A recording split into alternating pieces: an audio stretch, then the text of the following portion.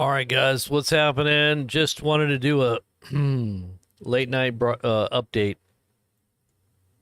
on what's going on. I mean, it's so huge. I just like I said when I was on earlier, I really don't think people realize how bad things are going to get here. And I think I have to like say it a couple times to maybe get people's attention on this because present Scott.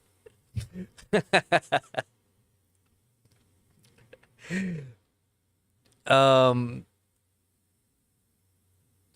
it's just like such a huge deal, some of the things that he said today about Iran and cutting off oil, or cutting off anybody that does business with Iran. So, Iran supplies a huge amount of oil to a number of countries, one in particular, China. So basically, what we're doing is it's an embargo. It's not really a tariff. Tariffs are usually used in a certain way to try to gain an upper hand in trade, and you never want to trade war through tariffs. But what we're doing effectively is we're embargoing. We're putting an embargo on China, and now that we've done this with Iran, China gets most other oil from Iran. There's a lot of countries that do business with Iran. So, but China has, I mean, we have such a huge amount of dependence. I almost wonder if this is like a stealth. I don't know. I kind of wonder like where this is what's gonna be the fallout from this. But Scott, I'm just gonna ask you, what do you think is gonna happen there with Canada? Now I know Canada doesn't have and isn't doing what we're doing here. What America is doing, but in terms of like automobiles or anything, I mean that has to do with vehicles. How's that going to affect the market there in Canada? Is it going to have an effect on you guys, what we're doing here? Because I know we have like a symbiotic relationship here in many different ways, in terms of the car industry, because we pass cars back and forth into Canada. You think the Civil War, or what do you mean? You're talking about in Canada? Oh man, I took a shower and I didn't comb my hair. I let it dry, so it's all screwy, crazy. Oh man, I'm trying to get things squared away before all this stuff hits the fan. But I got a lot of stuff. We're trying to grow a garden, a big one, so that we got food. We got chickens. So we got a bunch of chickens we're doing so that we can, have some meat. And, there's things that you got to do to secure things in different ways. I hope you guys are all preparing because there's going to be a lot of people in, as Trump says, pain. What does that mean? No food, no job. Our pets' heads are falling off.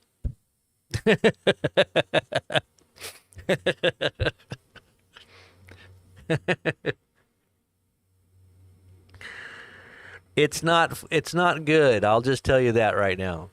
But you got to laugh. You got to laugh at the last days. If you can look square into the face of the last days and laugh, then you're okay.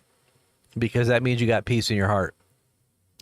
That means you got God in your heart, and it doesn't really matter in the big scheme of things. You're talking about an eternal scheme, an eternal perspective of what is to come. Is really that's what's to come is an eternity. So in the process of what's going down right now, it's just going to tell you it's going to get bad. I don't know. Like I sometimes even wonder if it's worth telling people, like it's kind of like, is it going to matter anyway? I mean, to tell people to get prepared, to have extra power and alternative communication. Like people like, who am I going to call if I have a satellite phone? Well, I don't know. You might want to call your family members if you're, distance away. Potentially, I mean, you want to be able to communicate. If you leave the house, you want to be able to talk to somebody that's on the other side, if you don't have a phone and it's just not working, or if you don't have lights, and things are going to get worse. I don't think people realize, and it is going to be probably war on a large scale. I really think this is leading to a big war. But what do you guys think? What's your thoughts on all this? Just curious what some of you guys are thinking on this. Treasure, you're growing a big garden too? Good. They call them freedom gardens. I think that's what they used to call them back in the day, right? Freedom gardens? Back during was it the Depression or was it the Second World War? I don't remember. They used to call them freedom gardens.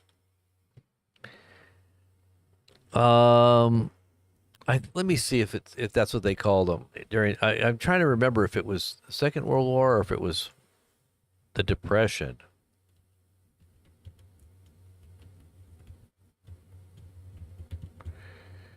Let me see.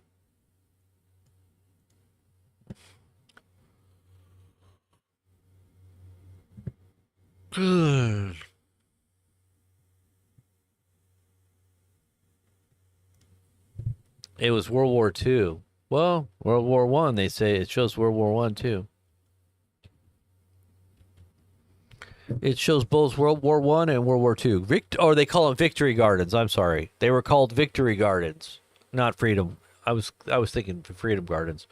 I got a big old splinter in my hand.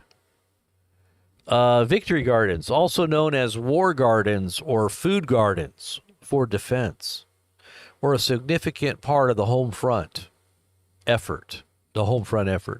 These gardens, planted in yards, parks, and even rooftops, helped increase food production and conserve resources for the war effort. By 1944, they were estimated to have provided about 40% of the fresh fruits and vegetables consumed in the United States. 40%. Wow. That's amazing. From Freedom Gardens. Isn't that crazy? Or Victory Gardens. Freedom Gardens. So that was during World War II. Well, what about World War One? I saw World War One on there too. Let's just curious. Victory Gardens in World War One. They did have them in World War One too. It says as World War One raged on, a crisis beyond warfare and shell shock emerged. Europe was running out of food. Barren from drought and often the scene of battles, fertile farmland across the continent was rapidly disappearing. Combined with political issues like trade embargoes, sounds familiar, and labor shortages due to the many farmers and farmhands that were drafted into the war and sent back to the country of origin, packing. No, they didn't say that, but that sounds kind of similar to what's going on right now. There were fewer people left to plant and tend the crops. You know that there's going to be fewer people to help harvest. You've seen some of those reports that we've been putting out there, haven't you? Farmers are being hit hard. Guys, this is going to affect all of our food. I mean, my gosh. I don't think people realize how bad this is going to get.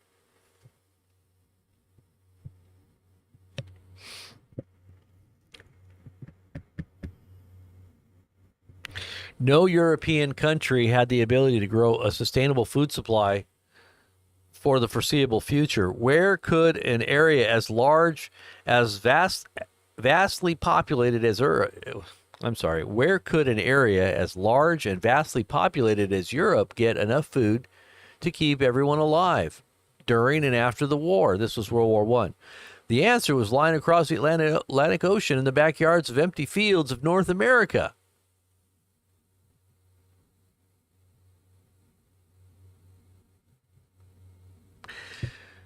So there was a picture. It says, "This is what God gives us. What are you giving so that others may live? Eat less wheat, meat, fats, and sugar. Send more to Europe or they will starve." What? That is crazy. This was a poster from the U.S. Food Administration. It reads, look at this. This was World War One.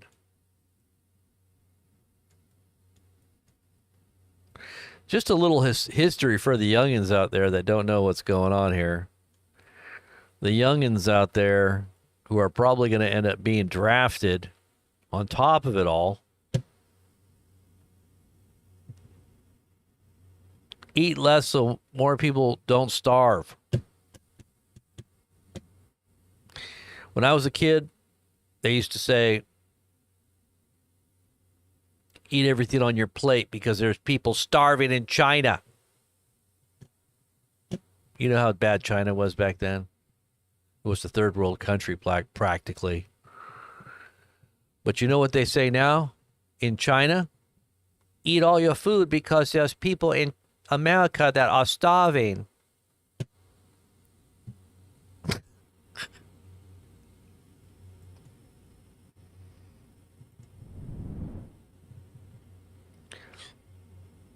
They tell their children, there's lots of children and people in America that are starving.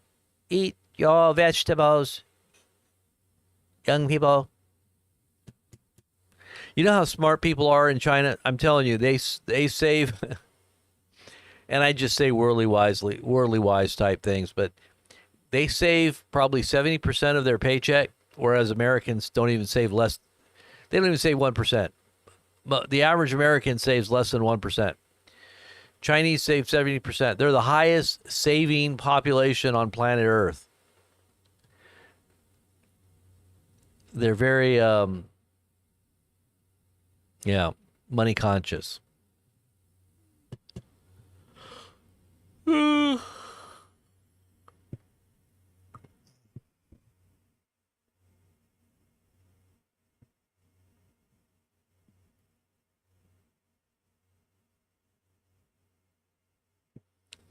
That's not. Why would somebody try to send you to a care home? If you're your neighbors?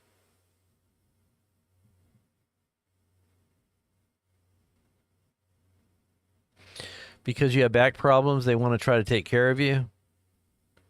They're trying to help you out. Maybe you have anybody that helps you out at home? Any family members? If you're all alone, maybe they're going to be like, we need to intervene there. That's maybe what they're thinking. I don't know. If you're really, not able to get around. Dr. Sela?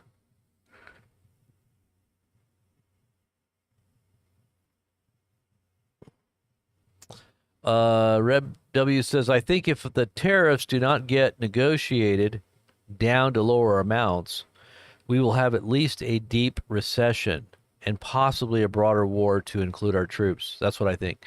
I think you're right. And it will not just be, I don't know why people say recession. I think it's going to be a depression. A lot of people are going to be depressed too.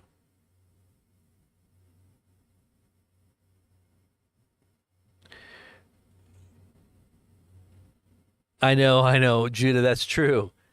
It's true. It's hard to say it's hard to say more than 1%, but you know, we could. Americans just aren't taught how to be frugal as much. we're so used to an abundance that we have a higher expectation and a standard of what we think we need. Whereas people that have come from, eating cats and dogs and squirrels and rats to survive, now when they have, little money, they don't spend it, they save it.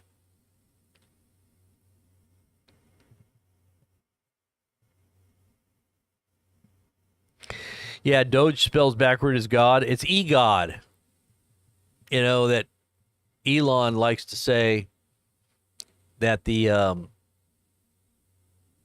God that's coming now, it's going to be a digital AI God. Well, when you think of e-God, you think of AI, right? The AI God, e-God.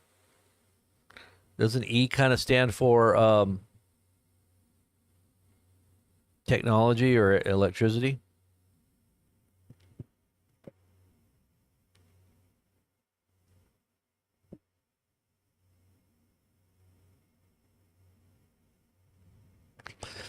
Oh, you're doing edible landscaping? No, they couldn't do that. They can't just come and take you and send you away. If you're getting around okay and everything's fine, and you've got some people that are watching out for you. Oh man, I'm kind of tired. I just wanted to come on here to make sure that people. This is kind of a way for me to just kind of get the point one more time. Here, I'll read it. I'll read you a little statement because I posted this on our Telegram page just to make sure people, it's what I know and what I believe is happening. And even though I don't agree with Mike Adams on some of his stances, especially on faith, I do agree with him on this that this is not good. Right here, he says, I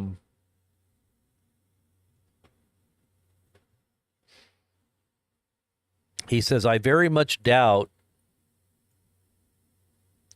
that even 1% of Americans realize what Trump just set into motion with his social post. And now, remember, Mike Adams is singing the praises of Trump and all the things that Trump is doing from the very outset. Now, he has a little hesitation here and there, but he's caught up in that whole MAGA scene of Reawaken America tour with Clay Clark and all those people.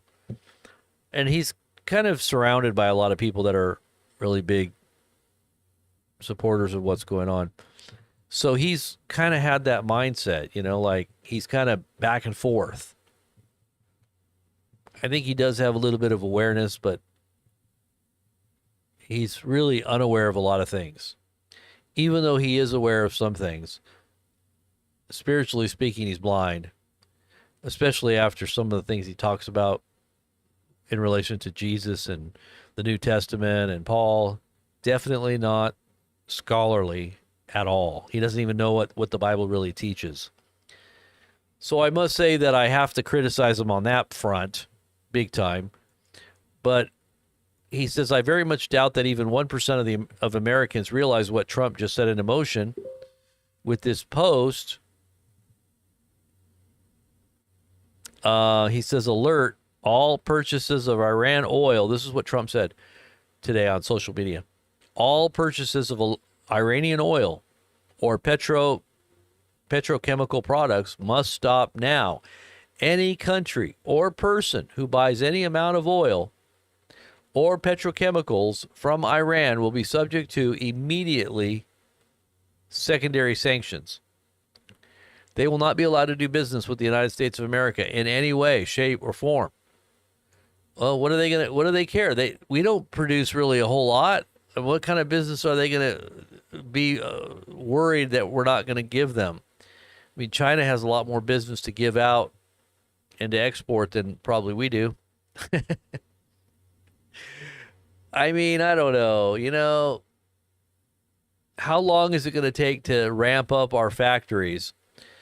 How long is it going to take for us to ramp up oil production? That usually takes about a year, right? For Trump to get everything running again. But anyways, it goes on to say, thank you for your attention to this matter, President Donald Trump. That's what Donald Trump said today on his social media.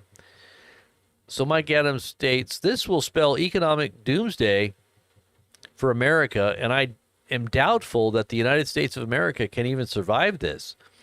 Effectively, Trump has just declared a total embargo on China, as China is the number one buyer of Iran's oil. India and Turkey are number 2 and number 3. Wow, that means India and Turkey. So do you really think that they're going to stop buying oil from Iran? I mean, at least India and Turkey. I don't think China is. But is India? India's a huge economy, or a huge amount of people. Are they going to stop buying Iranian oil? Especially if it means higher prices? They're going to pay higher prices? I just don't see them doing that. I think they're thinking that we're probably absolutely out of our minds, and that Trump has some kind of, syndrome where he thinks that he's like ruling the world. I mean, did you hear that statement that Trump made the other day? I run the world. Do you think that some of these countries think that we're absolutely out of our mind? I mean, Trump in particular is out of his mind? Or that he thinks that he's God or something? I mean, who in their right mind says, I run the world? Literally, who says that? What leader have you ever heard that has said, I run the world? I mean, Hitler didn't even say that. Seriously. Come on, guys. Is anybody out there listening to me? I don't know. I don't know about a health ranger. I don't know.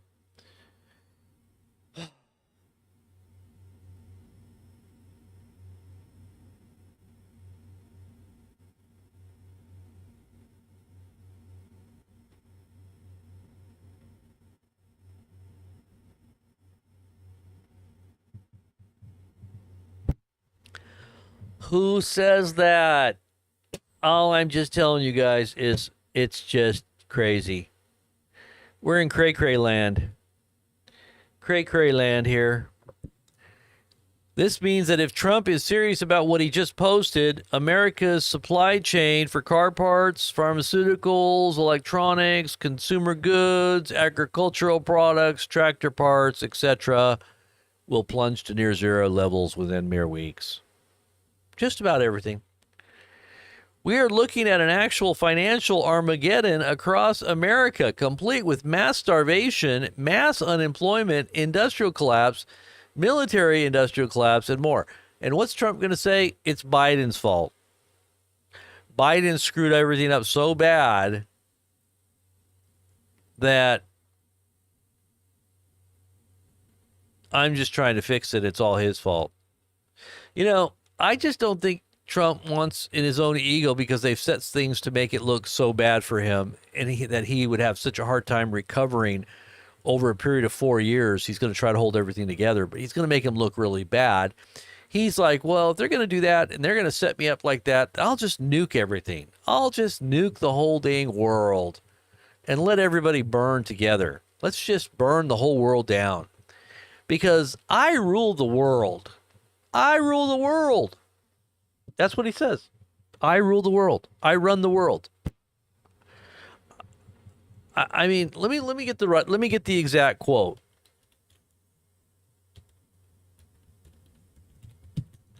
Let's see. Trump says, okay, this was 2 days ago. Trump says, quote, this is an exact quote. I run the country and the world.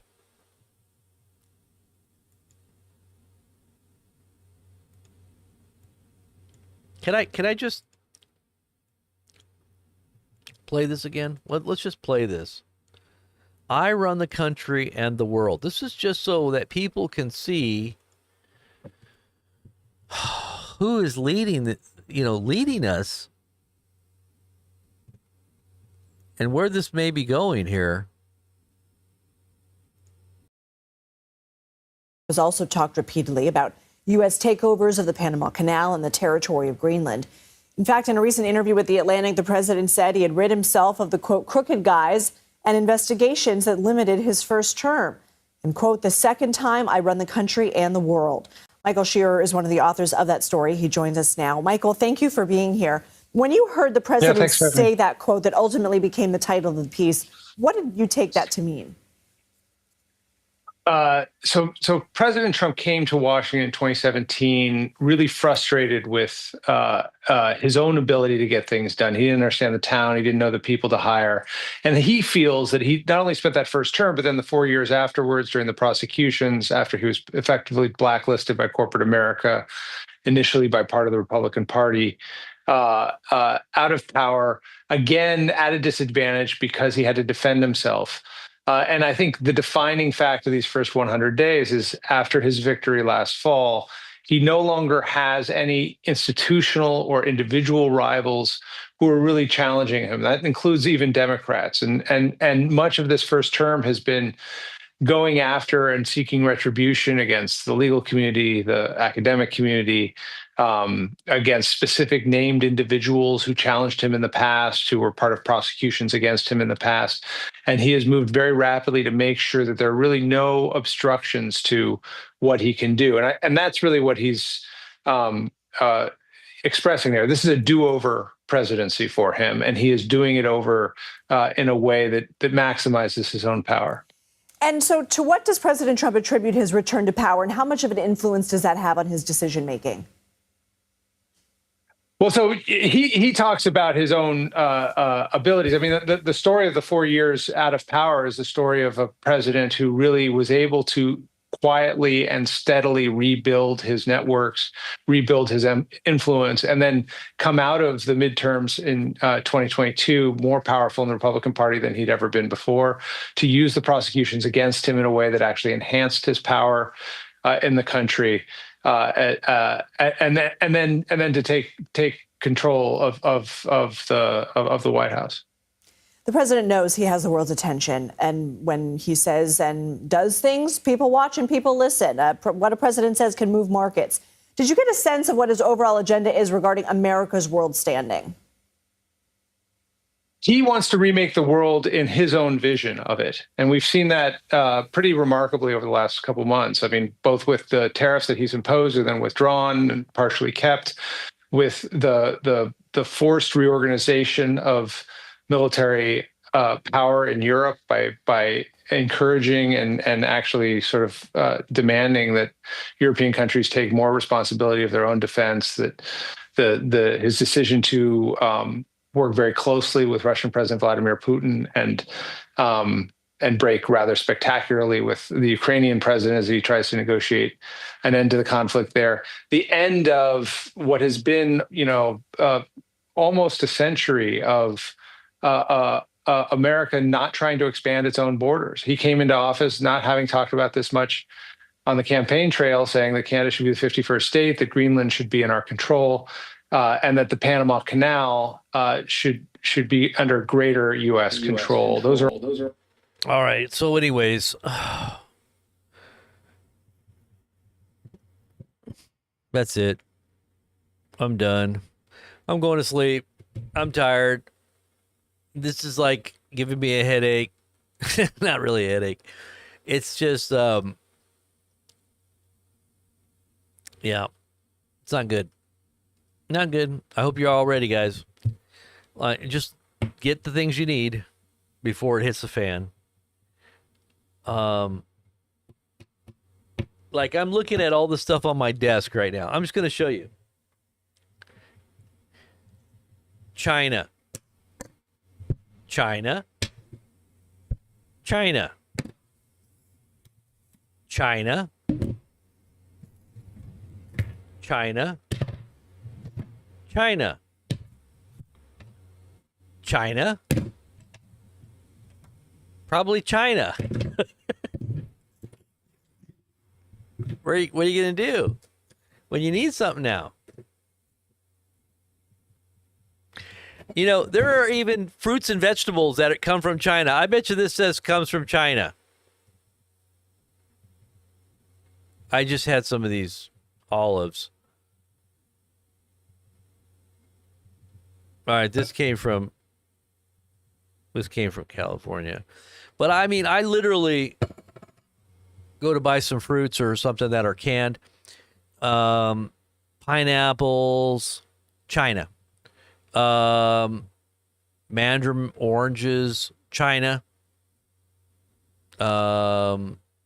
Fruits and vegetables like corn and peas, China. A lot of brands are getting their stuff from China. Not that I eat them, because I don't eat anything from China. If I see it's from China, I don't eat it.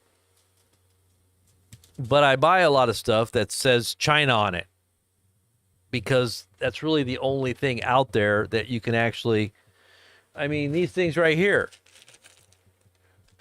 These are nipples for the chickens. China. Everything's from China. I mean, this thing right here. I mean, I got a bunch of stuff here I got on my desk. You're like wondering. Like, I do all these little projects and I do it right on my desk. These are like spoon and fork set. Okay, so this is like for camping, you know. Actually, it's a camping thing, you know, like this. These like little things like this, you know. This is ingenious, but I mean, like, it's a little fork set. I mean, forks, folds up, bam, spoon. Was born with a silver spoon in my mouth. It was pretty hard, man. My mom didn't know what to do when I came out with that spoon in my mouth. And then a fork. No, this is a knife. A little butter knife. Look at that. This is what happens when I get tired. China. How much you want to bet it says China on there? Do they even put it on here? No, it doesn't say China on there, but it is China. I know it's China.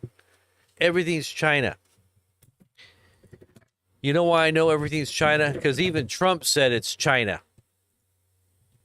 Trump said everything is made in China, China, China.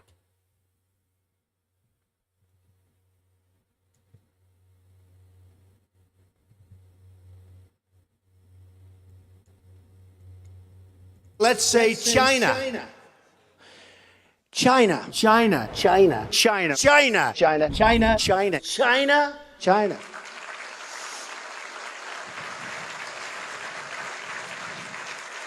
You go over to China. China. China. China. China. China. China. China. China. China. China. You take China. China. China. I love them. China. China.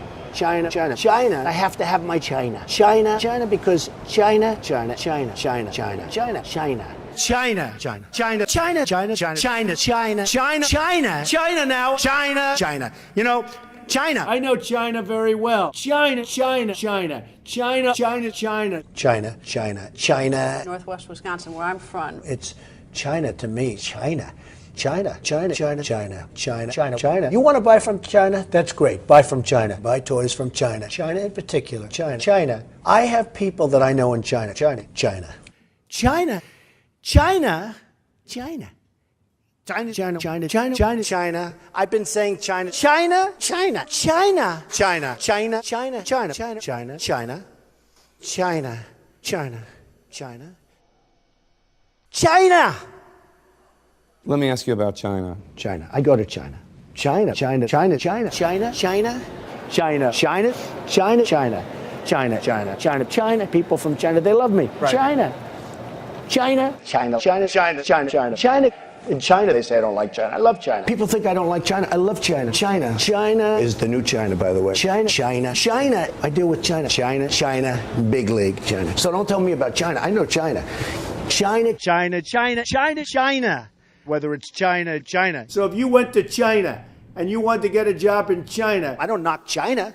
How could I dislike China? A man from China. China. You have China. Carl, take China. China, China, China, China. China, China, China, China, China, China, China, China, China, China. China's over here. Look at what China's doing. They're learning from China. China, China, okay? Look at that. Isn't that nice? China, China, China, China. China, China, China, China, China, China, China, China, China, China, China, China, China, China. And by the way, I love China. I mean, I love China. How can This goes on for, I don't know how much more you can put up with that, but it goes on. But just so that you know, Trump loves China. He loves China. He said, give me my China. I love China. I don't think he loves China anymore.